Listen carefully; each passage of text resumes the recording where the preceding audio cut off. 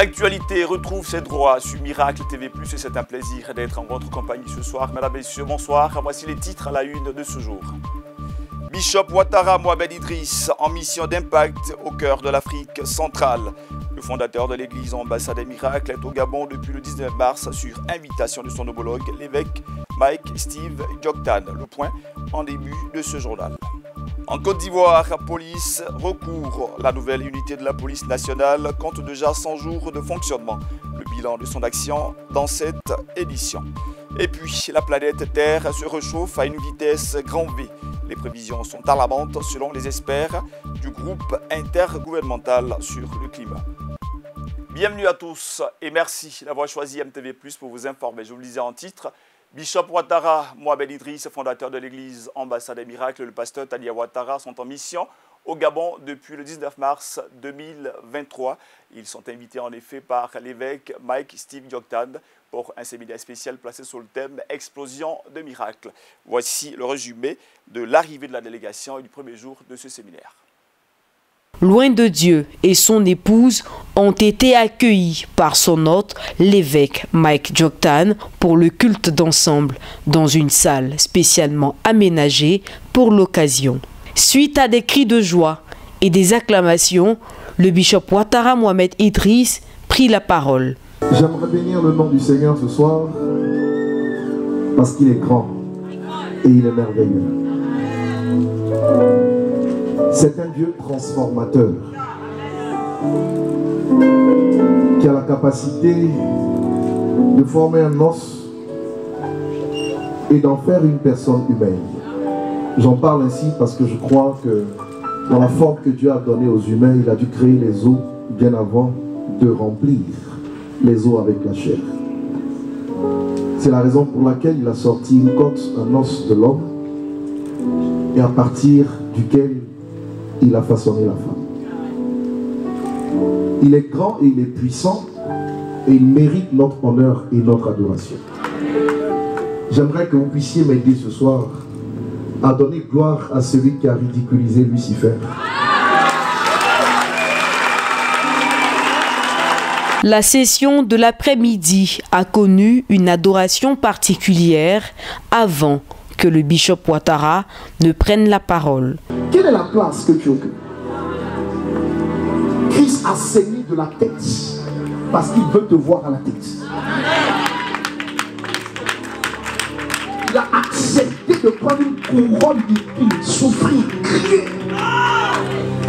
Vous permettez sa couronne à lui. La couronne que nous avons ne vient pas de nous. C'est sa couronne à lui. Ce n'est pas la tienne, ce n'est pas la mienne, c'est la sienne. Et tu dois la porter, cette couronne, pour sa gloire. Au milieu de cette assemblée fortement impactée par le Saint-Esprit, certains découvraient le bishop Ouattara.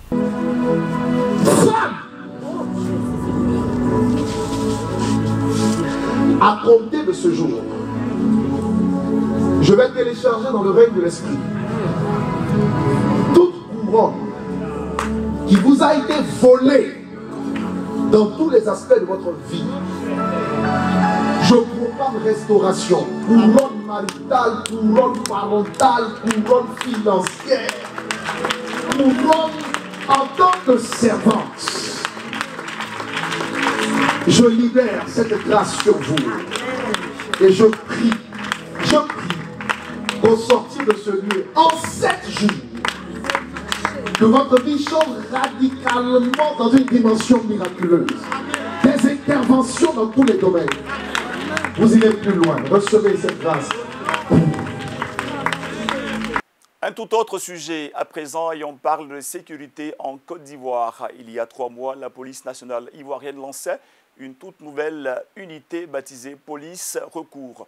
Après plus de 100 jours de fonctionnement, le directeur général de la police nationale, le général Kouyaté Youssouf, dresse ici le bilan. On parle exactement de plus de 2860 interventions. On se souvient encore des réactions sur la toile liées à l'avènement de l'unité police recours avec ces véhicules qui n'ont laissé personne indifférent. C'est gamme des États-Unis si vous menez. Regardez comment le pays avance. Regardez la nouvelle voiture police recours. Il a dit la Côte d'Ivoire est dans la tendance. C'était le 20 décembre 2022. 100 jours après, les Abidjanais continuent de réagir. Police recours, franchement dit, ça nous plaît. Quand on les voit de jour, de nuit, vraiment la sécurité est garantie. On les voit tous à Cocody ici. Nous on souhaite qu'ils soient dans toutes les communes d'Abidjan. C'est une innovation à saluer. Elle permet une proximité entre les populations et la police. Du côté de la police nationale, une évaluation à mi-parcours est faite à la préfecture de police d'Abidjan. Au titre des interventions, Monsieur le Directeur général, nous avons enregistré 2680 interventions de plusieurs ordres, entre autres pour les cas d'agression. Assistance à certains automobilistes en panne sèche ou panne mécanique. Satisfait pour le directeur général de la police nationale. L'administrateur général Youssouf Kouyaté annonce le déploiement de police recours dans 2 autres communes. Nous sommes satisfaits des résultats qui ont été obtenus depuis 100 jours. En matière de perspective, d'abord à Abidjan, vous avez constaté qu'on était à Diamé Plateau, Cocody et toute la zone sud. Les perspectives à court terme, c'est Yopougon et Abobo. Dans un premier temps, la semaine prochaine, sur instruction du ministre de l'Intérieur, avec son appui et sa présence, on va installer ces unités. Et l'autre perspective à court terme, la Côte d'Ivoire organise la Coupe d'Afrique des Nations. Il y a des stades dans certaines villes de l'intérieur, à savoir Yamoussoukro, Bouaké, Korogo et San Pedro. La police recours fera son apparition dans ces villes pour permettre la bonne organisation de cette activité. L'unité police recours est une nouvelle approche dans la mise en œuvre de la police de proximité. C'est un démembrement de la brigade anticriminalité de la préfecture de police d'Abidjan. Actuellement composée de 227 fonctionnaires de police, l'unité est essentiellement orientée vers un service à visage humain. En plus des interpellations d'urgence, Police Recours a contribué à la fluidité routière, soigné des personnes blessées et aidé à retrouver des enfants égarés. Ouvrons à présent le chapitre Afrique de cette édition. Première destination, le Maroc, où se déroule un fait inédit dans l'histoire de l'archéologie sur le continent africain. Ils sont venus de la France, du Maroc, mais aussi d'autres pays du monde. Tous ensemble travaillent à restituer et à reconstituer l'histoire juive liée à ce pays de l'Afrique du Nord. Cette fouille archéologique permet déjà la découverte de plusieurs objets tels que des manuscrits et des amulettes cachés dans des synagogues. Ces travaux interviennent après la normalisation des relations entre le Maroc et Israël. Dans les profondeurs de l'oasis d'Aka au Maroc, 2 archéologues fouillent le sol d'une synagogue à la recherche des moindres fragments témoignant de l'histoire juive du pays. Datant de l'Antiquité, la communauté juive du Maroc a atteint son apogée au XVe siècle à la suite de l'expulsion brutale des juifs séraphites d'Espagne. Pour Saguir Mabrouk, archéologue marocain, cette entreprise est unique en son genre. C'est une première fouille archéologique du patrimoine judéo-marocain.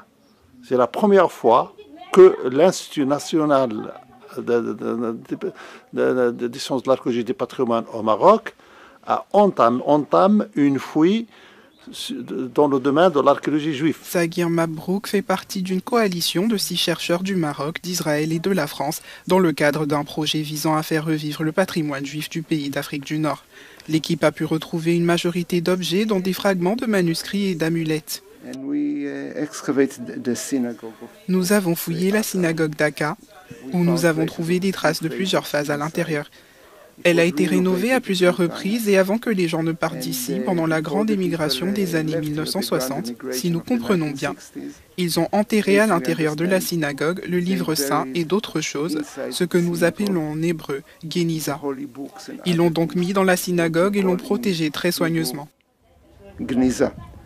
So they put it in the synagogue, protected it very, very carefully. Mais oui, il y a beaucoup de lumière parce qu'il n'y a plus les toits. Bien que le site archéologique n'ait pas encore été daté, les experts affirment qu'il est essentiel pour comprendre l'histoire judéo-marocaine de la région, pour la garder vivante et la transmettre.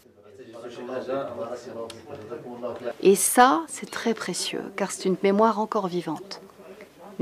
Pour nous, ce qui est important ici, c'est de garder cette mémoire vivante, de faire le lien avec les gens, qui ensuite seront les acteurs de ce territoire, puisque c'est eux qui accueilleront les touristes qui viendront, ou les gens qui ont de leur famille ici, ou les gens qui cherchent à comprendre aussi comment vivaient ces communautés. Les efforts déployés pour découvrir ces trésors historiques juifs sont l'un des résultats du renforcement des liens depuis la normalisation des relations entre le Maroc et Israël en 2020.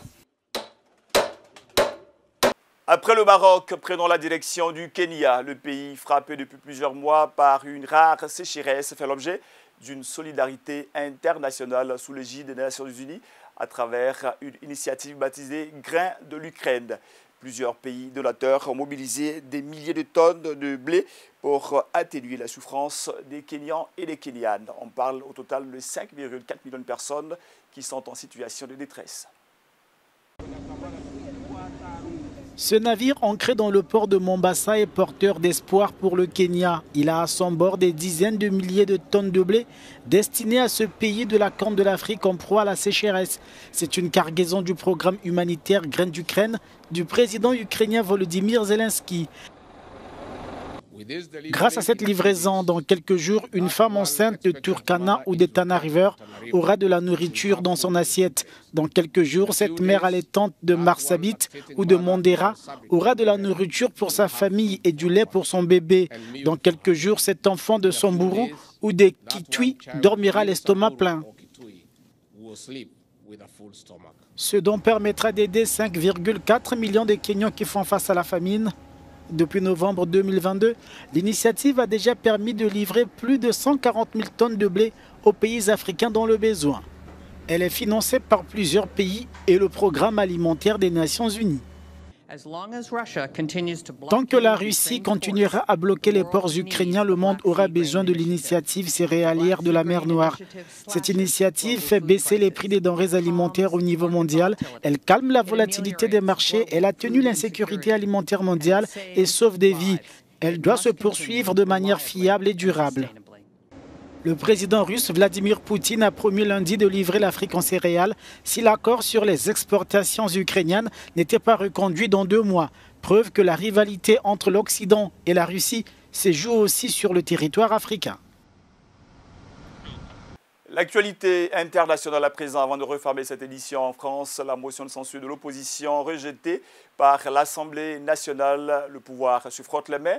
Les Français et Françaises continuent de battre le pavé dans plusieurs villes de ce pays cher au président Emmanuel Macron. Le bilan tout de suite dans ce reportage. L'adoption de la réforme des retraites est loin d'avoir signé la fin de la contestation. Poubelles renversées, barricades et quelques jets de projectiles, le rejet des 2 motions de censure a provoqué de nombreuses manifestations un peu partout en France. À Paris, quelques centaines de personnes se sont d'abord rassemblées non loin de l'Assemblée nationale avant d'être stoppées par les forces de l'ordre. Il y a énormément de jeunes, mais parce qu'on pense que c'est un sujet qui ne nous concerne pas, mais alors qu'en fait, justement, si aujourd'hui nos grands-parents ils vont devoir arrêter de taffer tard, nous, on sait que ce sera pire, puisque en gros, c'est le chemin qu'on prend depuis une vingtaine d'années avec des politiques de plus en plus libérales et qui répondent au capitalisme, alors que nous, on décide que c'est le peuple qui compte avant tout. Et c'est trop important parce qu'on s'est foutu de nous. On ne voit pas l'avenir. Et le peu d'avenir qu'on peut entreapercevoir avec les droits sociaux qu'on avait avant, qui sont en train d'être cassés, on nous l'enlève. C'est pour ça qu'on est là. Voilà, c'est la radicalité du mouvement qui fera plier la chose et Macron a ouvert une brèche qui n'est pas prêt de refermer en tout cas. Dans la soirée de lundi, des opposants à la réforme ont déambulé par petits groupes dans le centre de la capitale, jetant des projectiles sur les forces de l'ordre, mettant le feu à des poubelles ou renversant sur leur passage du mobilier urbain. Selon les sources policières, plus de 100 personnes ont été interpellées au cours de ces incidents. Les mêmes scènes se sont reproduites dans plusieurs grandes villes comme à Strasbourg, Lyon ou Rennes. Pas besoin d'être un expert pour s'en apercevoir. Les activités humaines détruisent de plus en plus la protection de la planète Terre. Selon un rapport publié lundi 20 mars 2023 par le groupe intergouvernemental d'études sur l'évolution du climat, en abrégé GIEC, les années à venir seront davantage chaudes, dépassant même toutes les prévisions jamais annoncé.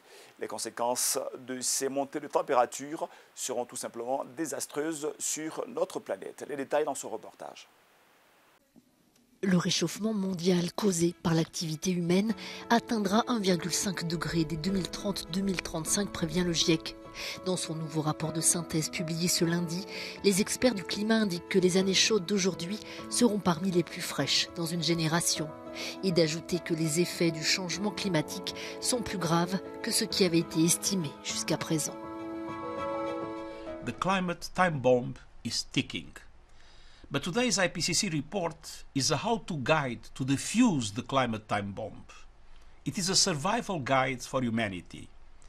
As it shows, the 1.5 degree limit is achievable, but it will take a quantum leap in climate action. Pour désamorcer cette bombe climatique, Antonio Guterres appelle les pays riches à avancer leurs objectifs de neutralité carbone aussi proches que possible de 2040 contre 2050 aujourd'hui. Pour le président du GIEC, l'humanité a le savoir-faire, la technologie, les outils, les ressources financières pour surmonter les problèmes climatiques. Ce qui manque pour l'instant, dit-il, c'est une volonté politique forte afin de les résoudre une fois pour toutes. C'est ici que nous refermons les pages de cette édition. Ça a été un immense bonheur de nous inviter chez vous grâce à la magie de la télévision. Merci à vous tous de votre aimable et légendaire fidélité. Je vous souhaite de passer une excellente suite de programmes sur Miracle TV+, la télé qui transforme.